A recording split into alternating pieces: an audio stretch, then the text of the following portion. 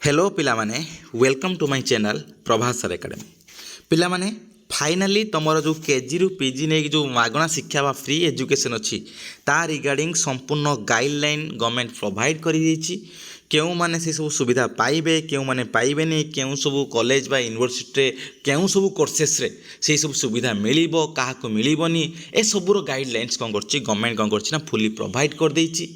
ता सहित से कौन कौन क्षेत्र में आउ सुविधा मिलिबो ए सब डिटेल्स कौन करछि गवर्नमेंट प्रोवाइड कर देछि कौन ना तार गाइडलाइंस रे बुझ कथा कौन तो यही गाइडलाइंस थ्रो रे आम मैंने पूरा सब डिटेल्स को पूरा डिकोड करवा तार जो ये जो अच्छी स्कीम जो अच्छी ज्ञानोदय बा जोटा रही कौन तुम केजी रु पीजी जो एजुकेशन फ्री एजुकेशन जोटा रही पूरा फुल ताको कौन करवा एनालिसिस करवा भिडियो तुम मानक बहुत इंपोर्टेंट हम कारण तुम मैंने या द्वारा जापर जे कौन एक्चुअली तुम से कोर्स भितर बा तुम से आमर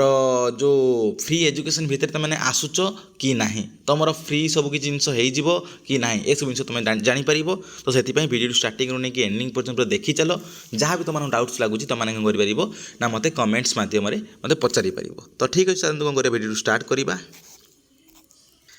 पिला माने तमाने देखि पारथुबो तमानंग स्क्रीन ले वर्तमान समय रे ओडिशा सरकार उच्च शिक्षा विभाग जो हायर एजुकेशन डिपार्टमेंट तार गोटे जो नियमावली बा तुम जो एसओपी कौन करछि ना से रिलीज करछि केबे 14/7/2026 रे रिलीज करछि बुझ कथा कौन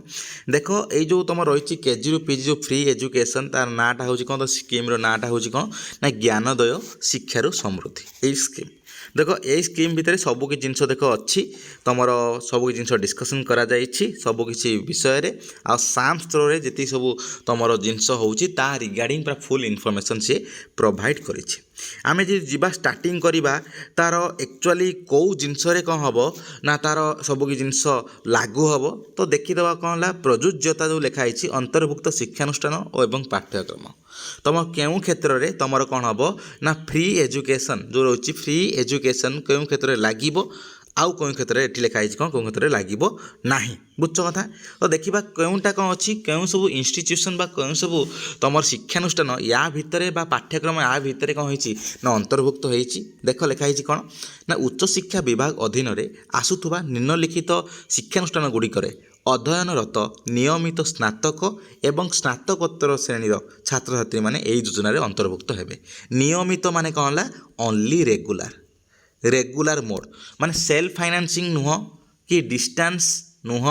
कि सेल्फ फाइनेंसिंग मोड रे नुह ए सब मोड रे जो तुम मैंने कौन कर तुम पीजी बा तुम यूजी करुच है ताले कौन करनी तुम मानक फ्री एजुकेशन प्रोवाइड करा नहीं बुझ कथा तुम पीजी एडमिशन हो बा यूजी तुम जो ग्रेजुएशन अच्छी से एडमिशन हो तुम जो जगह कौन कर सेल्फ फाइनेंसिंग मोड रे ता सहित तुम कौन कर तुम मानकर जो रोचे डिस्टेंस मोड रे तुम जब कौन जॉइन कर से सब जगह एटा को एप्लाय करा ओनली कौटी ना नियमित माने रेगुलर मोड जो थी है तो देख तुम लिखाई कौन एठी देख कौ कौ जगह सब ये एप्लाय करा राज्य सरकारी विश्वविद्यालय जी सब रोज तुम सरकारी यूनिवर्सिटी गुड़ाक ऑल ओडिशा रे से सब जगह एप्लाय करा सरकारी महाविद्यालय जी सब रोच कौन गवर्नमेंट कॉलेज गुड़ाक आउ रही कौन नेक्स्ट बेसरकारी अनुदान प्राप्त महाविद्यालय जो सब महाविद्यालय रे कौन है तुम जे माने सेमी गवर्नमेंट किंतु से गुड़ा कौन हो गवर्नमेंट द्वारा कौन होती से एडेड पाँच से सब कॉलेज गुड़ाक माने एक्चुअली कहया गले ये आसो कौन 488 और 662 कैटेगरी कॉलेज गुड़ाक जो कौन हो गवर्नमेंट किसी स्लाइटली कौन हो तुम अनुदान पाऊँच बुझ कथा कौन ये 662 आसबनी ये कौन ओनली आसो 488 कैटेगरी कॉलेज देख तुम जो सब जगह एसएसबी वाला माने एसएसबी सार मैडम मैंने जो कौन होते पोस्टिंग पाते सहीटा कौन बेसरकारी अनुदान प्राप्त महाविद्यालय बुझ देख यही सब जगह एवं कौन लिखाई देख यही योजना रे सीमित उद्देश्य निमंते बेसरकारी अनुदान प्राप्त महाविद्यालय कहले तुम समय समय सरकार द्वारा जारी करा विभिन्न ग्रांटीनेड बा अनुदान प्रदान निर्देशनामा अधीन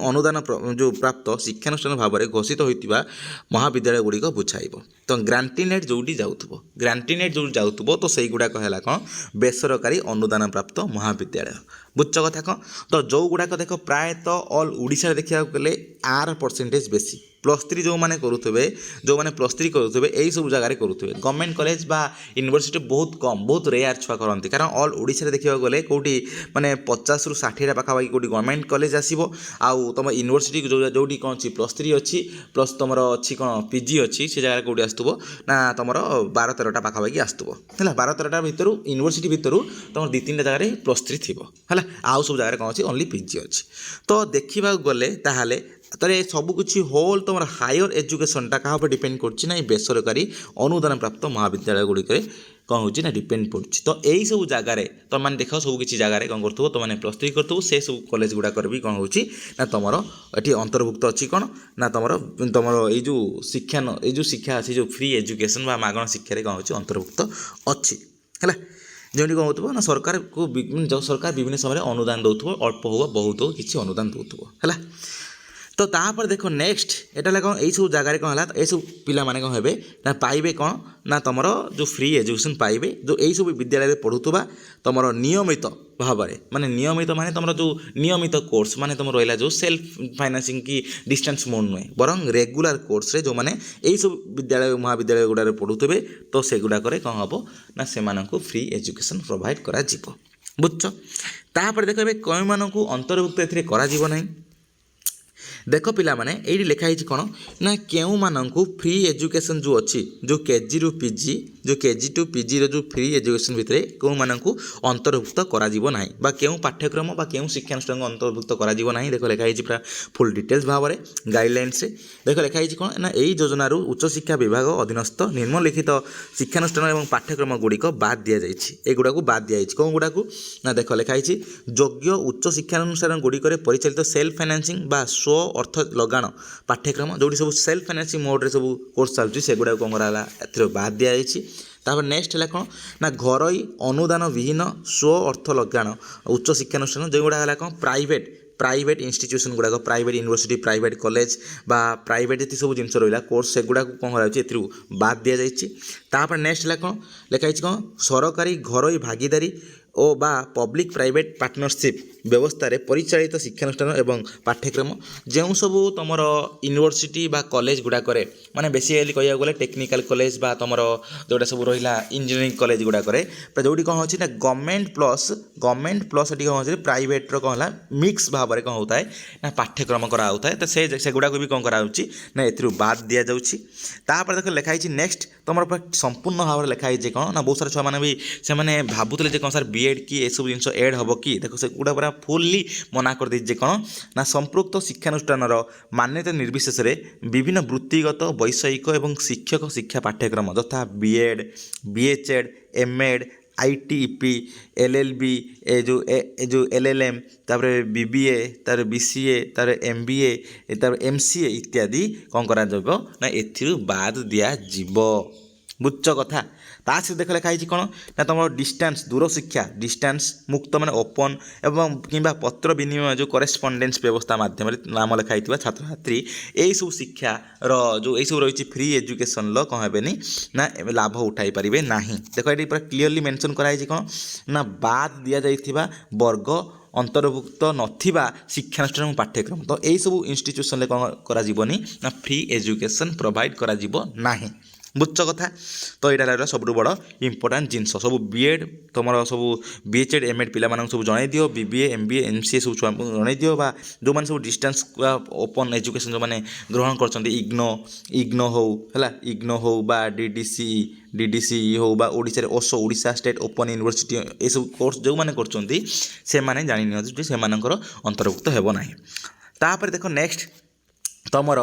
ଏ ବି ଲେଖା ହେଇଛି କ'ଣ ଯୋଗ୍ୟତା ସର୍ତ୍ତାବଳୀ, ଏଇଟା ସମସ୍ତେ ଜାଣିବା ଦରକାର ଯେ କେଉଁମାନେ ଏଇ ସବୁ ଫ୍ରି ଏଜୁକେସନ୍ଟା ପାଇବେ ଆଉ ସେମାନଙ୍କର ସର୍ତ୍ତାବଳୀ ଦେଖ ପୁରା ଫୁଲ୍ ଲେଖା ହେଇଛି କଣ୍ଡିସନ୍ ଗୁଡ଼ାକ କ'ଣ ନା ଦେଖ ଲେଖା ହେଇଛି ଜଣେ ବିଦ୍ୟାର୍ଥୀ ଏହି ଯୋଜନା ଅଧୀନରେ ସୁବିଧା ପାଇବାକୁ ଯୋଗ୍ୟ ବିବେଚିତ ହେବେ ଯଦି କେତେବେଳେ ବେଶୀ ବିବେଚିତ ହେବେ ନା ଯଦି ସେ କେବଳ student academic management system SAMS ମାଧ୍ୟମରେ ଏକ ଯୋଗ୍ୟ ଶିକ୍ଷାନୁଷ୍ଠାନରେ ନିୟମିତ ସ୍ନାତକ ବା ସ୍ନାତକୋତ୍ତର ପାଠ୍ୟକ୍ରମରେ ନାମ ଲେଖାଇଥିବେ ଏବଂ ନିଜର ଅଧ୍ୟୟନ ଜାରି ରଖିଥିବେ। ଯଦି କ'ଣ କରିଥିବେ ନା ତମେ ଯଦି କ'ଣ କରିଥିବ ନା SAMS ଅଣ୍ଡରରେ ओनली साम्स अंडर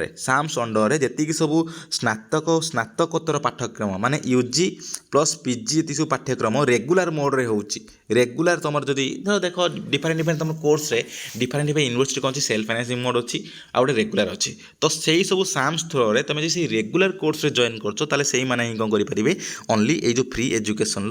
तार जो लाभटा उठे पारे एटा गला सेकेंड देख लिखाई सबुठ मोस्ट इंपोर्टाट लिखाई कौन छात्र छात्री मानकर श्रेणी गृह में सर्वनिम्न 75% उपस्थान रहा आवश्यक अटे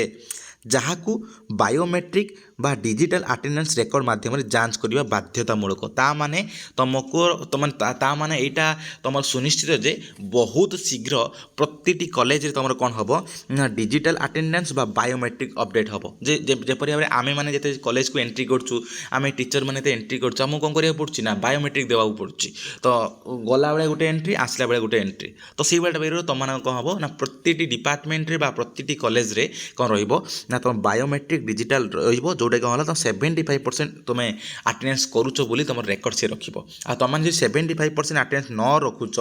ता माने ग्यारंटेड जे तुम कौन हम ना फ्री एजुकेशन लु बाद पड़ जीवो बुझ ताने ये बहुत बढ़िया जिनस कौच कारण ये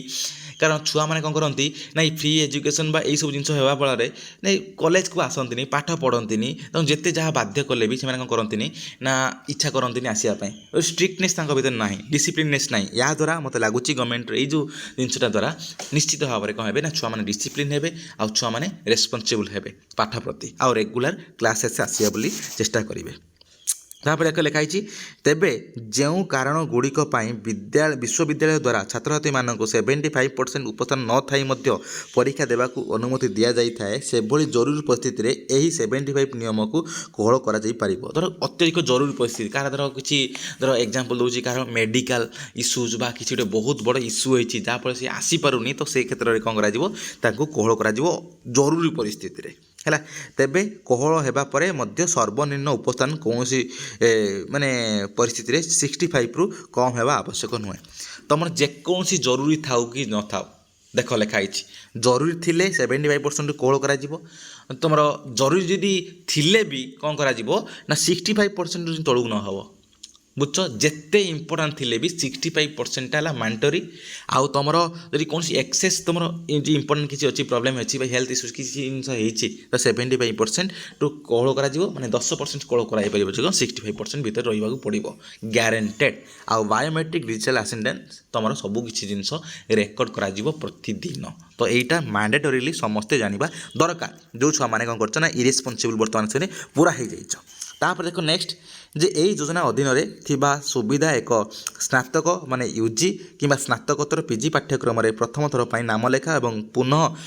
जो परवर्ती पुनः नाम लेखा उपलब्ध हम माने एडमिशन समय प्लस री एडमिशन समय तुमको फ्री कर दि जाव माने तुमको पेमेंट दबा पड़ो नहीं एडमिशन प्लस तुम रहा कौन री एडमिशन पूरा फ्री कर दि जाव तापरे किंतु समान स्नातक किंबा समान स्नातकोत्तर पाठ्यक्रम बारंबार नाम लेखाइबा क्षेत्र में यह ग्रहण योग्य हेब ना ता माने कौन तुम बारंबार फेल हो बारंबार कौन हो पुणी एडमिशन कर से स्टार्टिंग रू तो से क्षेत्र में एप्लाय कर ना तुम एडमिशन तुम जमी चले धर +3 पढ़ता समय अच्छो फास्ट इयर जाऊँ कौटी ना सेकेंड इयर को कौन री एडमिशन कर सेकेंड इयर थर्ड इयर को जाऊँ री एडमिशन कर जो रेगुलर मोड में जमी जाऊँ कंटिन्यूअसली जमी जाऊँ से क्षेत्र में तुम किसी हम ना कि तुम कौन हो ना बारंबार तुम कौच कौन माने एडमिशन करुच जो पुनः नाम लेखा माने नाम लेखाऊच तो से क्षेत्र में यहाँ तुमको पेमेंट दबाक पड़ो बुझ कथा तो से एप्लिकेबल हम ना तापर तो लिखाई बढ़िया सुंदर जिन साम्स माध्यम सब नाम लेखा जांच करा योजना अधीन समस्त नाम लेखा केवल स्टूडेंट एकेडमिक मैनेजमेंट सिस्टम जो साम्स माध्यम ही करा साम्स पोर्टाल माध्यम जांच तथा जो रोचे अनुमोदित होता नाम लेखा तथ्य आधार में यह निर्धारण करा सुविधा पाइबा निमंते योग्य छात्र छात्री मानक कौन पृथक अलग आवेदन करने आवश्यकता रहा तो ये रहा तार देख लेखा रही कौन तुम रही नेक्स्ट तुम सरकारी अर्थ प्रदान परिसर पांठि बंटन बा फेरस्त व्यवस्था तुम सरकार को जो जेहेतु कौन कराई ना सब कॉलेज बा यूनिवर्सिटी जेहेतु कौन कराई ना निःशुल्क कर दिखाई माने से एडमिशन फी कलेक्शन करेंगे ना तो सही हिसाब से तो सही सब कॉलेज बा यूनिवर्सिटी केते कौन टंका कमी कौन प्रोवाइड कर सब जिन तो गवर्नमेंट कौन लिखी जे लिखी कौन ना तुम देख 10% एमाउंट गवर्नमेंट दब केतेबेले ना शिक्षा वर्ष पर योग्य शिक्षानुष्ठान गुड़िक छात्र छात्री नामलेखा जांच होगा नामलेखा जांच होगा नामलेखा प्रक्रिया शेष होगा 10% मिल तार शिक्षानुष्ठान द्वारा मिड सेसन उपस्थानर माइल खुंट प्रमाणित होगा 15% दिज्व माने उपस्थान माने बुझीपार कथा कौन मैं सठिक भाव में चलुची आ छुआ मैंने सठिक भाव में कौन कर रेगुलर क्लासेस आसने कौन 15% दिज्व तार बकेया 75% कौन ना समस्त त्रैमासिक तुम छात्र छात्री बाध्यतामूलक सर्वनिम्न 75% श्रेणी गृह उपस्थान बजाय रखी बोली प्रमाणित होगा 75% दिज्व पेमेंट प्रति 3 मास थे कौन कर 25% दिज्व ता माने कौन प्रति 3 मास थे कौन कर स्टूडेंट मानकर मैंने रेकर्ड चेक करा कौन 75% अटेंडेंस अच्छी कि ना जब से अटेंडेंस अच्छी तो सब जिन पठेबे क्या ना गवर्नमेंट कति साम्स थ्रू पठेबे तापर साम्स कौन कर 25% एमाउंट पठेब तार नेक्स्ट पुणी 3 मास पुणी पठेबे पुणी से कौन कर 25% एमाउंट पठेब ये टाइप्र तार सबकि जिन कौन कर मैनेज कर कौन ना जदि ये सब बड़ जिन जदि छुआ मैंने स्टूडेंट मैंने न आसिले भी